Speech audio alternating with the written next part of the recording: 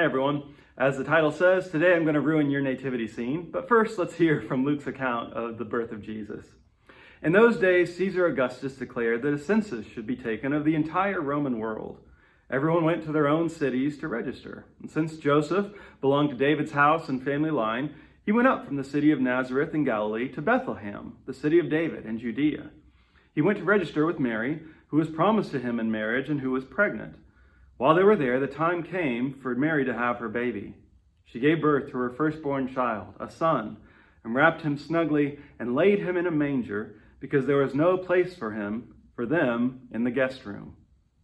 All right, so let's start with what everybody knows about the Christmas story, right? Mary and Joseph, they ride a donkey from Nazareth to Bethlehem.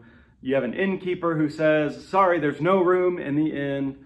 And so they end up staying in a stable. And so they're surrounded by sheep and cows and donkeys for Jesus' birth.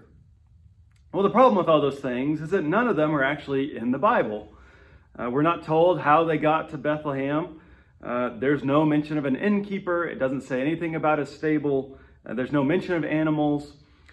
Now, a lot of this comes down to how we translate where there is no place for Mary and Joseph. You know, most translations will say that there's no room in the inn. But that word is probably better translated as guest room, right? In the ancient world, they didn't have like Motel 6 everywhere you went. And so you weren't going to be able to find a place like that, especially in a little place like Bethlehem.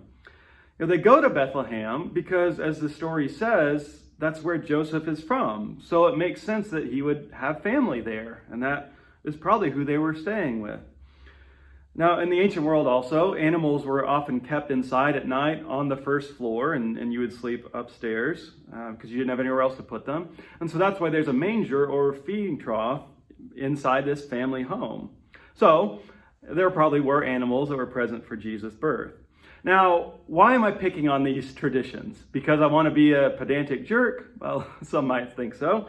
Or is it so that you'll, throw away your nativity scenes and trash all your children's Christmas stories? Well, no. And in fact, I think we should keep telling the story the way that we do. It's about how we think about our traditions, right? Traditions should always be evaluated. And our criteria for evaluating them is, are they true to who Christ is? Luke's reason in this gospel for mentioning the manger is to emphasize the humility of Jesus' birth, that the Lord and Savior of all the world is born in the last place that you would imagine. And so that's exactly what all those traditions point to. And it does it in an even greater way. And so it's really not about whether or not there was an innkeeper. Ultimately, it's always about where we expect to find Jesus. And it's in the places that we'd overlook. So anything that points us to that and helps us to know Jesus better in that way, that is something that's worth holding on to.